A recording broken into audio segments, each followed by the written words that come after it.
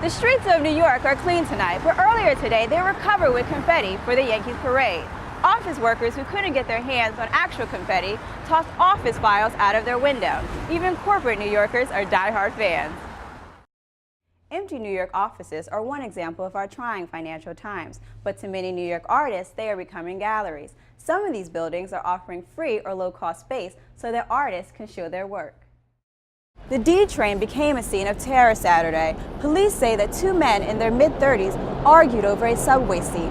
One of the men allegedly stabbed the other man to death as 24 passengers watched in horror.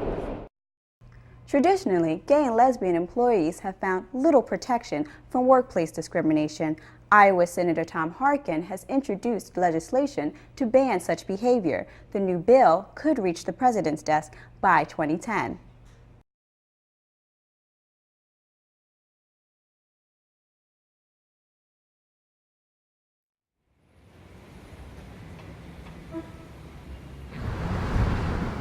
My name's Aidan Shaw.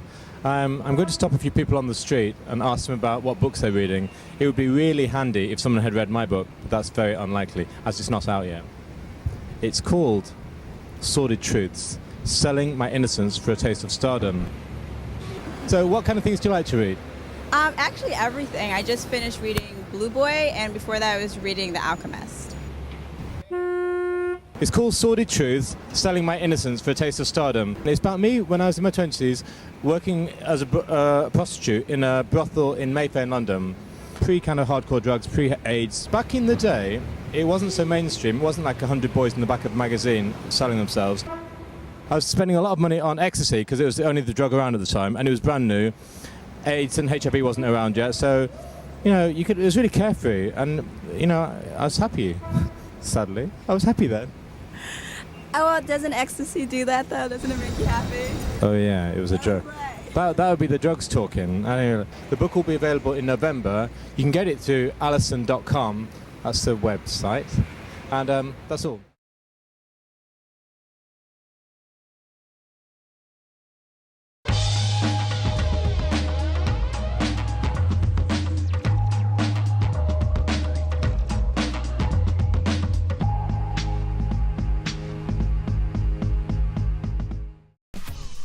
This past September, Harrah's Resorts played host to Weekend Out in AC, a 3-day, event-packed weekend featuring some of the community's favorite stars and personalities. After a morning of relaxing by the Bally's pool and strolling the world-famous boardwalk, the party continued at the Showboat with the VIP Mix and Mingo Pillow Talk event hosted by the cast of The L Word.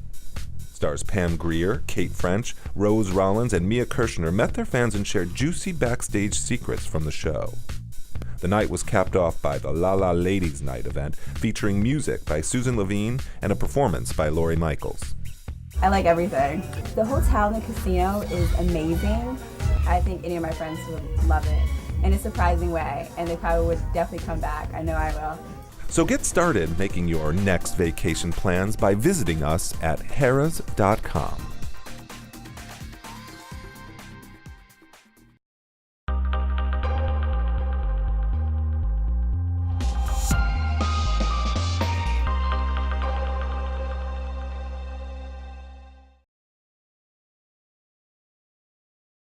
Hello, I'm Dr. Frank Spinelli, and welcome to Advocate.com's Ask the Doctor, a series that addresses current and relevant issues that affect the modern-day gay male. Why is learning about HIV significant, and how has the disease affected your life? I know several people who actually have HIV, and they're close to me, so I want to know what they're going through, and it's really important if you have someone that's close to you and you love. As you can see, the average individual feels generally concerned for a variety of reasons. But how well informed would you say you are about HIV? I think I'm as informed as the next person. The average person does claim to have a baseline knowledge of HIV, but what do you think people's attitudes are about HIV today? A lot of people don't think it's a big deal anymore. With all the talks in the 80s, I think people are tired of hearing about it. Maybe they're scared off from all the fear and phobia. It's true that people's attitudes have changed, partially due to improvements in HIV drug therapies. But how much do you know about HIV treatment? I know about AZT, but that's about it. Surprisingly, though many of the people we asked felt they were very knowledgeable about HIV, Many seem to know very little about HIV treatment. The first few weeks may be challenging. You might start to feel sicker for a while than you did before you started new medicine. Keeping track of how you feel and how well you're following your HIV regimen can help you to determine if the regimen is right for you. Remember, combination therapies require care and precision. Maintain a diary or a journal of important information and share it with your doctor. Talk with your healthcare provider about treatment options that might make it easier for you to stay on track. Choose the option that best fits with your lifestyle and consider combination therapies with the least side effects. That about does it for this edition of Advocate.com's Ask the Doctor. Please join us next week as we continue to explore matters concerning living with HIV today. I'm Dr. Frank Spinelli.